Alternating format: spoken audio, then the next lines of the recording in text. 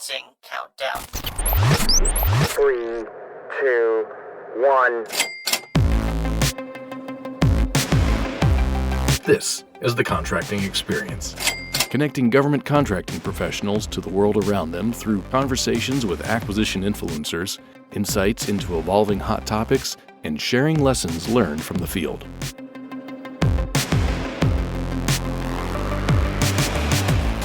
On this episode of the Contracting Experience podcast, we welcome Major Randall Mullen to share his experiences with deployments in support of the United States military. Major Mullen discusses what he did to prepare for deployments and what missions he supported. He also shares tough challenges he faced, successes he had with his teams, and how his deployments have shaped his outlook as a leader in the Air Force. Welcome, Major Randall Mullen, to the podcast. Well, thank you, Amber. Really excited to be here. Yeah. So today we're going to talk deployments, and you actually returned this last March from a deployment right around the time that the COVID pandemic was popping off. And I think we'll maybe get to a story on that later in our discussion. But for your first question, can you tell the listeners where you've deployed, because this was actually your third deployment, and what missions you supported on those deployments? Yeah, so my first deployment as a lieutenant back in 2011 was to Afghanistan. And so I was stationed at a little forward operating base, Sharana. What I did there was I was an administrative contracting officer on the log cap contract. So worked with DCMA at the time. And what we did was managed all the basic life support services there.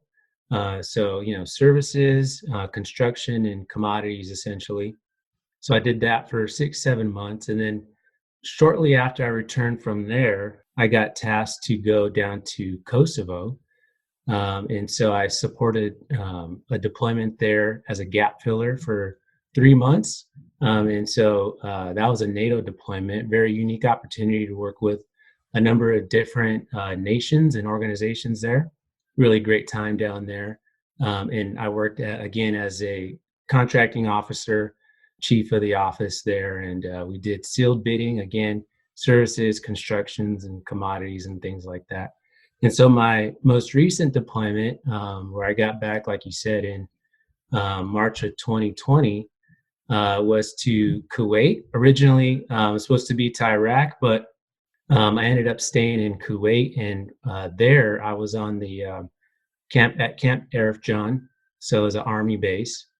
And what I did there was I was on the Combined Joint Task Force Operation Inherent Resolve, so CJTF OIR, headquarters staff in the CJ4 Logistics Directorate as the Deputy OCSIC Chief. That has been kind of my deployment history in a nutshell. Yeah. So it sounds like you were in several different roles back from 2011 to up to 2020. So what role did you fill when you were in Kuwait? Again, I was the Deputy OCSIC Chief, and OCSIC standing for Operational Contract Support Integration Cell. And so what that does, it's a long fancy term to basically say we take the requirements from the requirement owners, whoever that is, and we help shape and form their requirements and translate that into, senior leadership speak. So, for example, somebody needs non-tactical vehicles. That's a very hot commodity out in in Iraq and Syria and places like that. So if they need those vehicles, those are very heavily scrutinized because those requirements are just always coming in. And so what we do is we help them shape the message. We say, okay, we help them, formulate a presentation, both in PowerPoint and in verbal, get them in front of the decision makers. So we had the Joint Requirements Review Board, and we just help them get into that schedule and then get those requirements in front of the decision makers and help them formulate that so we could take a approved package and provide it over to the contracting shop, whether that's stateside, whether we did reach back support, or whether, it was done in theater. And so that was a big aspect of what the OCSIC did. One of the other things that we really focused on was supporting senior leadership in any questions that they had. And so we were that business advisor to those senior leaders, a number of 1-stars and a number of 0.6s, because, as all contracting folks are well aware of, folks outside of contracting really don't understand contracting that well. And so it was our job to really educate, again, those requirement owners, to educate our senior leaders, and really give them the tools so they can make the decisions on how to best support the operation. Right. It almost sounds like you're like the senior communications manager over there, because you're trying to help manage, expectations from different parties, and also help them understand where the different groups are coming from as far as requirements and getting things approved, so that way they can move forward and be purchased and acquired. Yeah, absolutely. That's absolutely what we did.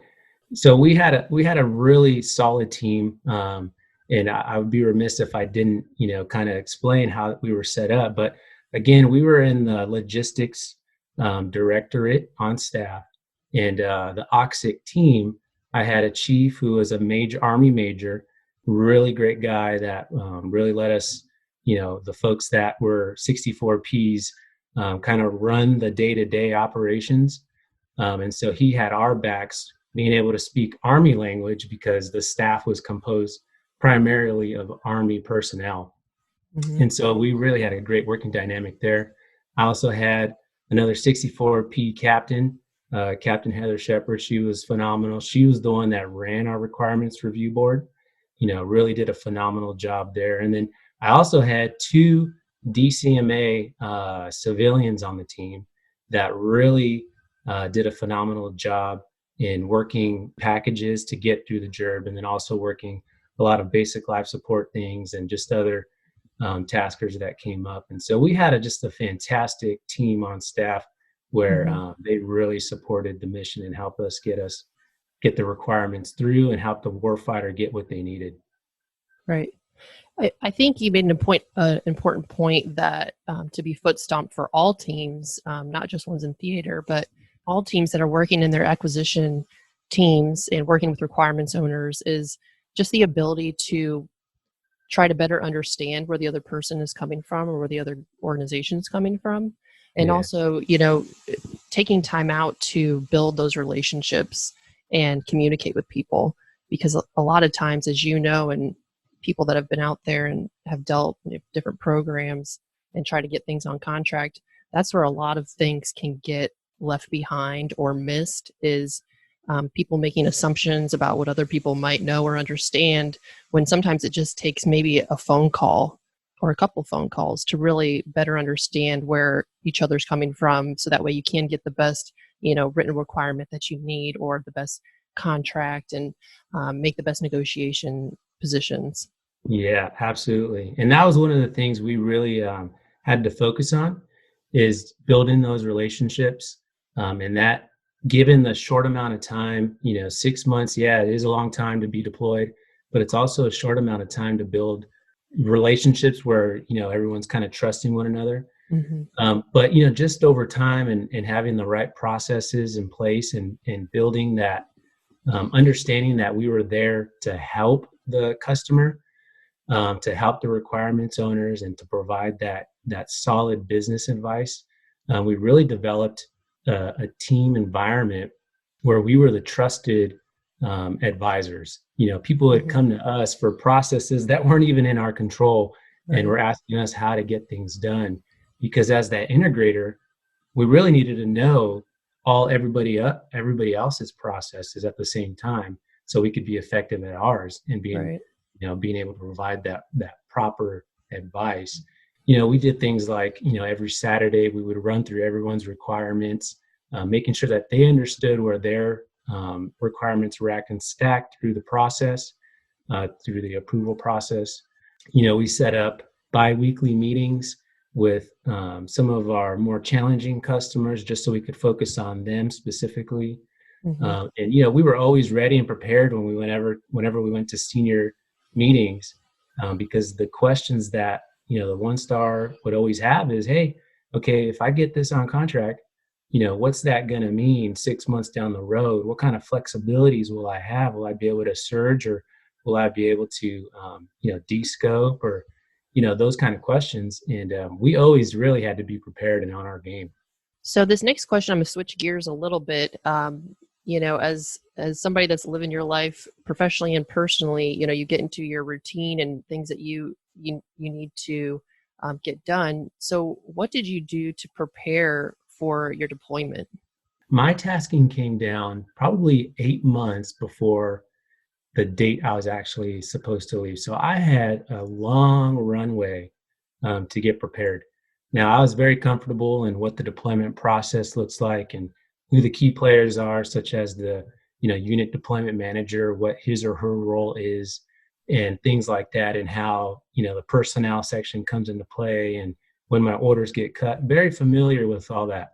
But for the newer folks, it's critically important that they understand what those members are supposed to do, how they're supposed to help you get you your proper gear and things like that. And so, that was kind of the easier side for me. But one of the things that I really want to stress, kind of just to everybody, especially the newer folks that have never deployed before, if you're fortunate to have the time to prepare, sometimes those last minute taskings come down, and, it's a tough situation. So, we should always be preparing, and that's just a fact of the military life. But if you do have the luxury of time, one of the things that from my first 2 deployments that I've learned and carried through is I took an extra amount of time off to really spend with my family. I'm a family guy. I'm, happily married with 2 little kids. And, normally in the summertime, I'll take about 10 days off or so. But knowing that I had a deployment coming up, I took 3 weeks off, 4 weeks in total throughout the summer. And 3 weeks all in one shot, which I had never really done before. And I'm so glad that I did, and that it was approved, because those are just moments that, I'll remember for the rest of my life, being able to spend that time. We went back home, visited family, and enjoyed California and Southern California. So that was one of the big things that I did. Another one, of course, is the pre-deployment training that, nearly everybody has to go through. So, I went to those 2 trainings. One was at Shaw Air Force Base, and another was at, Fort Dix McGuire. Get to play Army for a couple of weeks. Enjoyed my time there, took in as much as I could, learned as much as I could, but that's just going to be something that, everybody has to do. So I'm not going to really go into that, because, every deployment is going to be a little different. Another thing I did for my personal well-being is I went on a 1-week men's retreat, faith-based retreat, where I really was able to just kind of separate myself and enjoy nature and enjoy being around other believers. And so, something to really lift up your spirit, and, being able to really focus on that, on the things that are important to me before I set off on this journey for 6-7 months. Also, on top of that, staying in shape was really critical for me, really important. I didn't want to get into the deployment environment feeling out of shape already. I knew that, the first month or 2 is really, there's a lot going on. And, if you're just not in tip-top shape, the stresses can kind of, weaken your immune system and kind of just, that kind of be tough on the body. So I knew I wanted to go into the deployment healthy, strong, and ready to hit the ground running. And so I really focused on, eating, really healthy, exercising.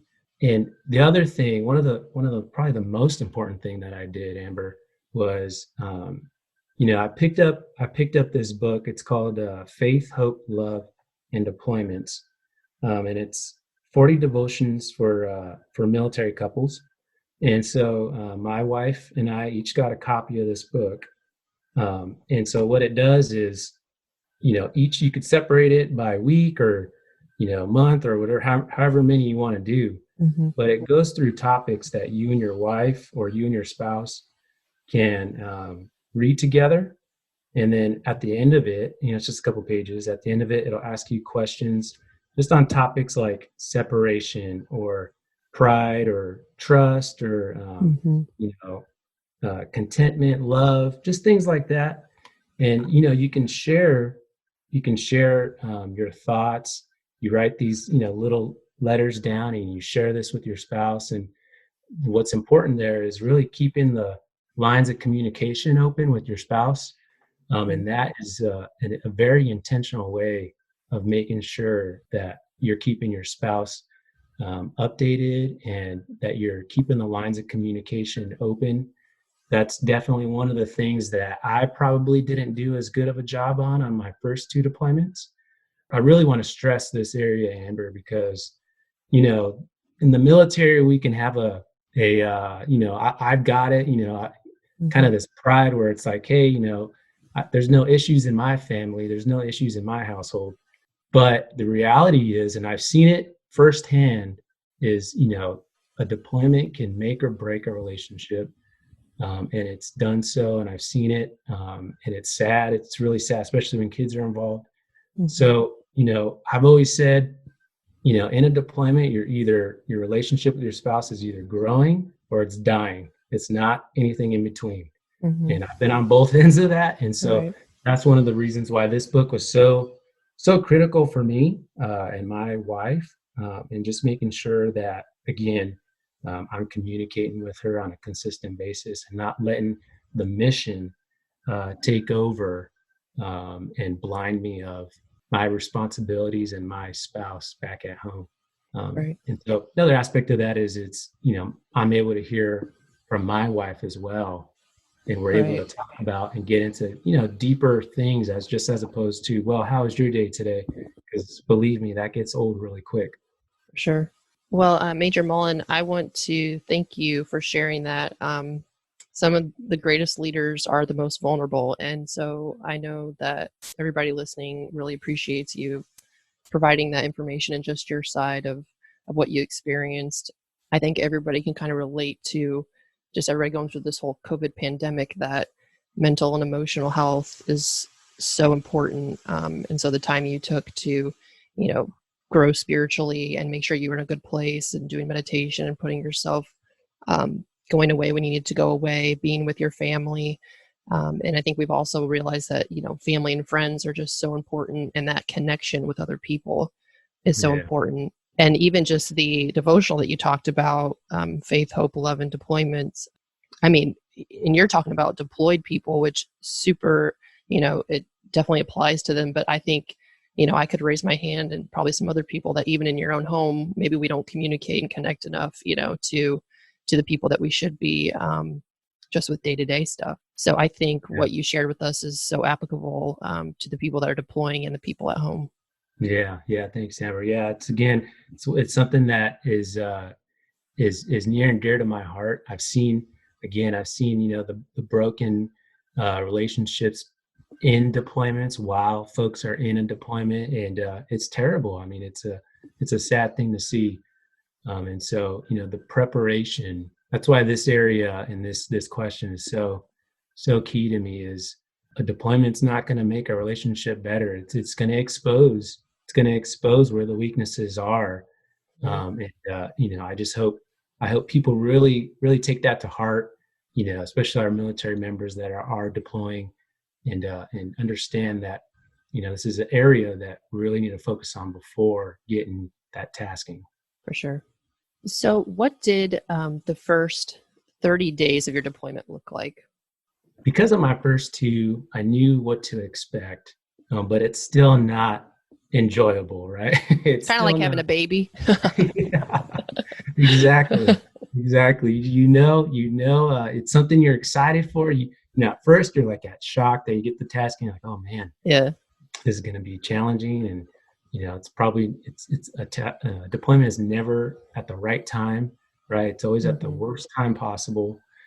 But after a while, you start getting excited about it, and you start seeing that it's gonna be an adventure, and there's things I'm gonna learn, and start looking forward to it, which of course is where I was at. But it still doesn't make the first 30 days any easier because Mm-hmm. you're flying, when you leave your home station, everything is on the rotator timeline. It's on the timeline to get you in by your orders. And so you're flying, halfway across the world in my situation. There's some stateside deployments, onesie twosies here and there, but Mm-hmm. for a lot of us, we're flying, to the Middle East, halfway across the world. And the flights are all like in the middle of the night, taking off at night, landing, layovers in the middle of the night. So your whole schedule is just thrown off. So there's a lot of uncomfortableness, if that's a word, Mm-hmm. throughout that process just to get there. So when you actually land, you're just told, you don't know where you're at, what you're doing, what time of day it is, or even what day it is. And so you're just kind of lost out of it. And so hopefully, especially in contracting where we really try to take care of our own, hopefully you've got a really good sponsor. I had a guy, really good. He met up with me and picked me up at the terminal station and, really took care of me, had a place for me lined up. And so that is definitely, something to be grateful for. But, the first 14 days, once you get in ground, it's just going to be this churn of, fire hose effect of like, hey, this is all the things that you need to know, because typically your predecessor, your sponsor, he or she is trying to get back home now that you're on ground. Right. And so he or she wants to start doing takeover, which is understandable, right? They've been there 6-7 months. They really want to get home. Right. So, you're getting through the jet lag, you're getting through, the fire hose effect of learning the job and the team and office dynamics and all those kind of things, the mission. And then you're also figuring out, okay, well, what room am I going to be in? In my situation, they had me go to basically a temporary facility until another room opened up. So I was in that temporary facility that had no AC, and it was like 125 degrees in September, and it was just very uncomfortable. Just everything about it was just uncomfortable, right? But slowly over the course of about the next 2 weeks, so between days 10 to day 30, day 20 maybe, you start figuring out the routine, you start figuring out where things are at. You start understanding, okay, where's the BX, where's the commissary? You can start going places without having to be, walked or guided or whatever. And things quickly, start getting into the routine and to what becomes normal for your next 6 months. Mm-hmm. But again, it's that first 14 days or so where it's just, oh my gosh, what did I get myself into? You start asking yourself these questions, Yeah. right? It quickly it's one of those things where you just got to get through, just push through, and then the normalcy starts happening and you start getting into the routine again. And soon, where I was at, they give you a bike, and, then I got my permanent room, and, typically you're sharing a facility. Sometimes you're not, sometimes you are. But, just those kind of things to expect. And you got to remember how to be a good roommate again and all those kind of things. But through it all, you're meeting new people, and, maybe sometimes you're seeing people there that you've, been stationed with in the past or whatever. And, those are exciting moments. And you're meeting all new people. And so it's exciting.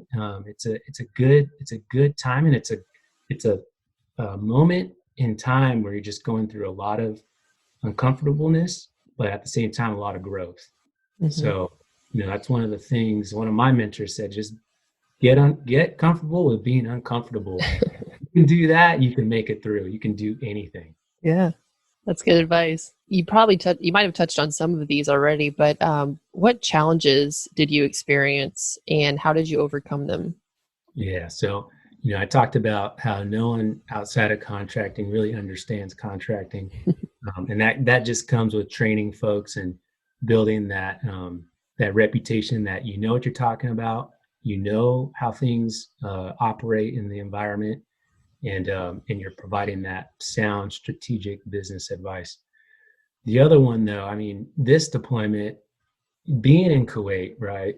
The CJTF OIR mission was to support the defeat of ISIS in Iraq and Syria and Jordan. So yeah, we were in Kuwait, very safe place and all that, but the mission that we supported was for folks that were in a dangerous environment. Mm-hmm. And so during this period was September 19 to March of 2020, we just had a number of things happen, world events happen that I never would have expected to happen, to be quite frank. One of the events, if you recall, is the Turkish incursion, what they called the Turkish incursion. That was when in Syria, the Kurdistan forces and the Turkish forces, both of which are U.S. allies, they do not get along. And so eventually Turkey said, no, we're done with the Kurdish forces coming up and closer to our territory. And so they started coming down, and the U.S. had to make a decision on which ones we were going to support. Did we support a NATO ally, or did we support these Kurdish forces that have been our allies in effectively eradicating ISIS? Oh my gosh, what a predicament to be in. Wow. So yeah. What do we do? What we ended up doing was moving a lot of our forces around, taking control of some oil fields, and letting the Turkish and the Kurdish forces hash out their own issues. So we basically did nothing. But that caused a lot of churn, a lot of logistic support. Again, I remember I said the OCSIC was under the CJ4, which is the Logistics Division Directorate. Mm-hmm. And so, a lot of what we did was supporting and helping and managing all the logistics of just moving folks around within Syria and figuring out, okay, what kind of life support contracts do they need? What kind of, services, what kind of commodities, things like that. And that caused a lot of consternation, a lot of churn. And then soon right after that, if you recall, we had the riots at our embassy in Iraq. Mm-hmm. They were throwing Molotov cocktails. The claim was that it was Iranians kind of, acting as if it was, Iraq civilians. But, it was a lot of dynamics in that. And so, our embassy in Iraq in the Green Zone kind of got overrun, and, that caused a lot of issues as well, as far as the diplomatic relations between Iraq and the U.S.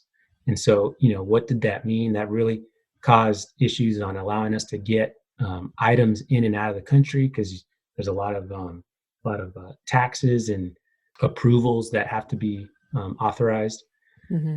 And then quickly right after that, there was the Iranian ballistic missile attack on both of our bases. If you remember this was like what really kicked off the unfortunate events in 2020. Most of our members will probably remember the, World War III memes going around. When the U.S. took out General Soleimani, who was an Iranian general in Iraqi territory. Mm-hmm. So that created firestorm between Iraq, Iran, and the U.S., particularly CJTF OIR. It's a combined joint task force. That caused a lot of consternation. So Iran, in their retaliation, sent or launched ballistic missiles to two of our bases. And so, our headquarters being part of the headquarters being in Kuwait, we weren't out of that line of sight either. I mean, right. We were within range of Iranian ballistic missiles, and in fact, they had given us personal protective equipment, so the vests and the helmets and all those kind of things, mm-hmm. because those things weren't issued to us because we're in Kuwait and it's safe there. Right.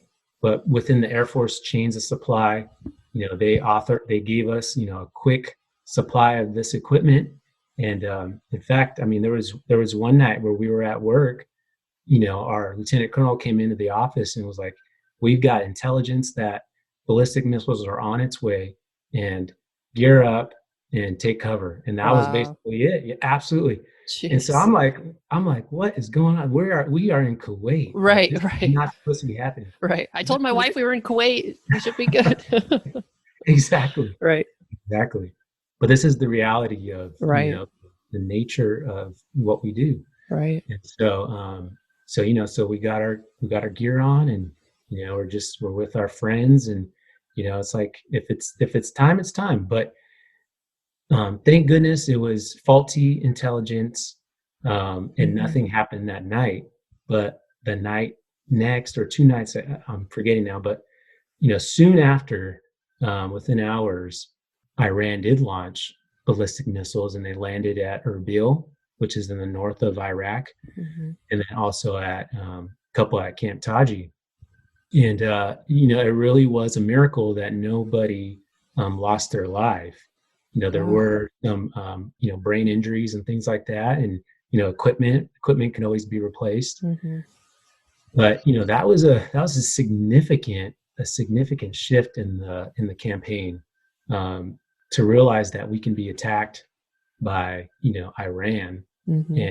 and that it went through, and by the skin of our teeth, we didn't lose anybody.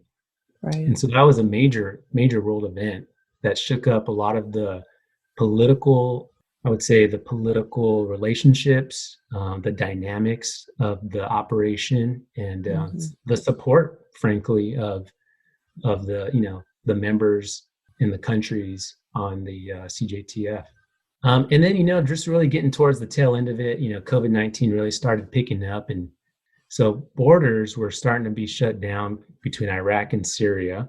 Mm-hmm. And so, the writing was on the wall. We were starting to get onesie twosies here of folks getting confirmed COVID cases. And so, it was just one thing after another. But through it all, our little team of 5 folks, I mean, we really banded together, and we each had our own area of responsibility. And everyone took ownership of their jobs. And so, without being able to do that, I mean, we would have just been, we would have been lost. But we had the right talent, we had the right people with the right mentality, and we really got the job done. Going back to the question, though, of what challenges did I experience? So, again, teaching the folks contracting, working through the world events. And another one on a personal level, Amber, was, I talked shortly about, my wife, and how important it was for me to make sure that the lines of communication remained open, and that we talked about, real things.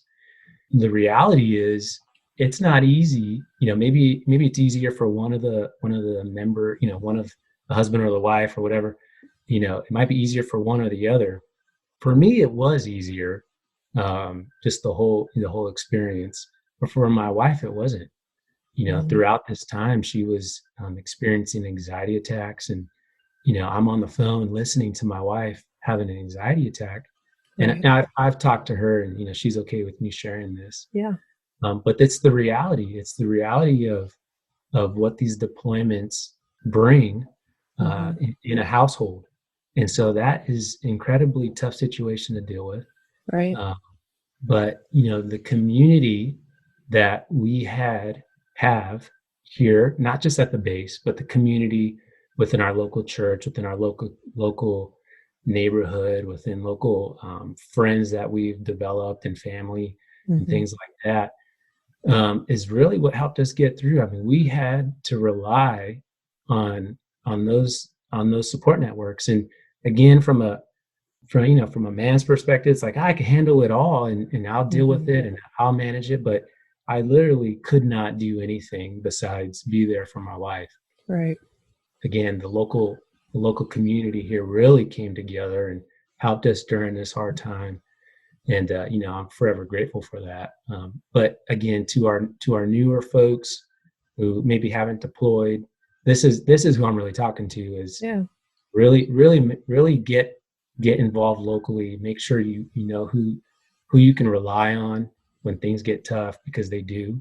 And if it doesn't happen your first deployment, then don't think it won't happen the second one or the third one. But just understand that this is the reality. And I was fortunate to have that, but I really want to press on those folks to make sure you have that support network, whatever it looks like. Right.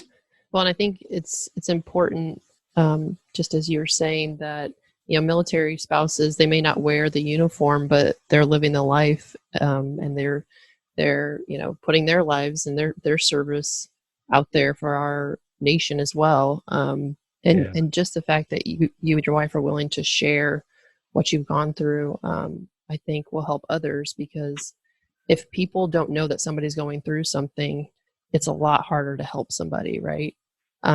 But if you're willing to share, and your wife's willing to share, and to reach out to people for help, and as you said, that did help you guys get through it. And so hopefully this helps somebody else that is going through a really tough time, and that maybe even just letting people know, some of their friends or family might actually help them get through that.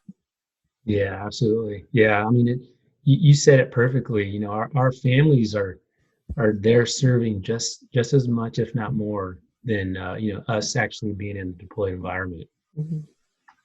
They're the ones holding down the fort, acting as both parents, at home. And oh my gosh, I couldn't even imagine doing half the job of a single parent at home, holding down the fort when mom or dad is deployed. It is a huge thing, again, that I just don't think gets talked about enough. And I hope really people kind of understand that. For sure. So we talked about some challenges and how you worked through those. What successes did you experience in your deployment?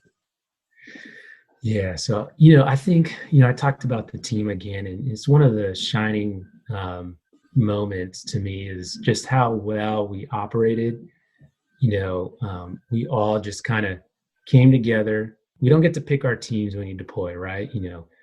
Contracting, you typically deploying as a one-off individual, deployment gap that you're filling. And the team that I was on really just made things happen. And I mean, we got accolades all over the place, really. And that was because, again, they came, they learned their job, they performed it to the best of their ability.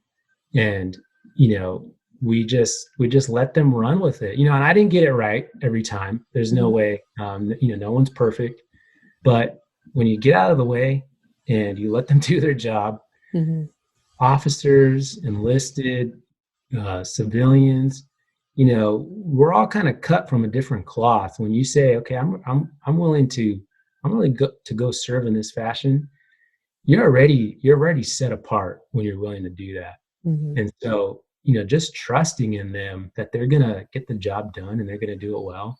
It's just inevitable. It's going to happen. And they did. And they just proved to everybody. I mean, we had the vote of, senior leaders on down. I mean, we just had that reputation of, folks that are going to get the job done and they're going to do it well. And, we had everybody's trust, and people look to us for answers. And, we really try to keep that going, especially as I handed it off to my replacement, just to stress on him, man, this is the thing that makes us relevant. But, on top of that, we or a part of that, we really worked and we made really good products. We put really great products in front of the leadership, especially when we went to things like the Joint Requirements Review Board, a panel of OCSICs and a 1-star. And so they knew whenever we put something in front of them that it was ready to go. Very few, less than a handful of hundreds of requirements were, maybe iffy on whether it was a good requirement or not. And that was just because we needed to get those in front of their eyes to get a decision made. But the large part of the requirements, approved and looked good. And, we were able to give it over to the contracting execution shops so they can so they can start doing their thing and get things on contract. So really proud of that. One other thing is, because we had that contracting expertise and we had Also the guy on, our chief, who was an Army guy. We could speak Army, but at the same time, we could really get things done from a contracting perspective. We knew how things work at the contracting execution shops. One of the things when the whole Turkish incursion thing was happening, we were moving our folks in Syria from one base to another, and we were doing that within a very short period of time. And so one of the things that kind of came about was they did not have contractors or the equipment to remove the black water. And that's, the water, the wastewater from the restrooms and showers and things like that. So toxic water that, if left there, can really cause health damages to our folks. So that was a really dangerous situation, especially as our guys are trying to depart. And so they needed those trucks, and we had what's called a ground movement of vehicles departing Erbil, which again is in the north, and it was going to go west to Syria, to this particular base in Syria. And so we had essentially 12 hours or so to get the contracting shop to buy or lease these vehicles, these trucks, get it onto the line haul, the ground line haul, and get it over there. And so from the start of the requirement, where the guys in Syria said we need a black water truck, to getting it on to the vehicle was done. I mean, we got the requirement approved by the One Star. We got the funding authorized. We got it over to the contracting shop at Erbil, and their contracting officers worked their magic and got the contractor to deliver 2 Blackwater trucks and get it onto the line haul so it could make it in time for the departure of the line haul. Once that thing goes, it's gone. Yeah. There's no coming back. Wow. And so we were able to do all of that within 6 hours, Amber. And that, Wow. Something I'm really proud of. Proud of the team. It was not me. It was Heather Shepard. It was the chief, the Army chief. It was the leadership that bought into it. But a part of that, it was just the reputation. Hey, these guys, the OCSIC, they know what they're doing. Mm-hmm. Let them work their magic. Let them coordinate with the contracting folks. And those contracting folks, proud to say, both Air Force guys, they got out there, they leaned forward. They knew we were going to get them the requirement approved, and they made it happen as well. And so just an effort from a 3-star headquarters all the way down, to a contracting shop, and making it happen so those guys could, move that black water off of the base. And just a phenomenal example of, when things are operating efficiently, you got the right people in the right jobs, things can really happen in just a matter of hours. That's awesome. And I mean, I think that goes back to what we talked about building trust with people and having those relationships in place, and how the impact that can have. Absolutely. So how have your deployments shaped your outlook in your current position and as a leader in the Air Force? So I think the deployment has really given me a new appreciation for our members that serve, and what service really means, what wearing the uniform is really all about. One of the things I've always felt kind of uncomfortable when people would thank me for my service. I always appreciated those words, but maybe just never understood it that well until this last deployment, where it became more personal in the sense of, my wife really having a hard time, Mm-hmm. and understanding that it's not just me that is serving. It's Right. it's family. It's a family thing. My family is sacrificing. My kids are not able to have dad at home when it's Christmas or Thanksgiving or New Year's or their birthdays. They're sacrificing that, and my wife is sacrificing, managing the household and all those things. And so, I see members wearing the uniform now in a different light. I see it as truly a service that is more than just the individual. I see how important the family is behind that member that is serving. whether it's somebody in uniform or a civilian or whatever, it's really a big thing to ask somebody to go away for 6, 7, 8 months. You include the training, and sometimes it's even more pre-deployment training. And that is an absolute, just uncommon, unnatural thing to do for somebody, especially who has a family. It's just not like, you don't see that in industry. You don't see that anywhere else besides the military. And, it's really given me an appreciation for what our military members do and what they sacrifice in support of our nation and in support of our warfighters. For sure. Well, I think that is a perfect note to end this conversation on. And I want to thank you for being on the podcast, but most importantly, I do want to thank you for your service. Thank you to your wife and your kids and your family. And thank you to all those military members out there that have deployed, the civilians, the contractors, and their families that serve to protect our country. Thank you, Amber. It was really an honor to be on this. And I'm so glad, if I'm able to just help one person, get through deployment or, get them better prepared for deployment, then I'll count this as a success. For sure. Definitely a success. If you have suggestions for topics or people to interview or feedback on the podcast, you can submit those at thecontractingexperience@gmail.com. I want to thank you all for listening to the Contracting Experience podcast. Until next time, keep connecting to the world around you.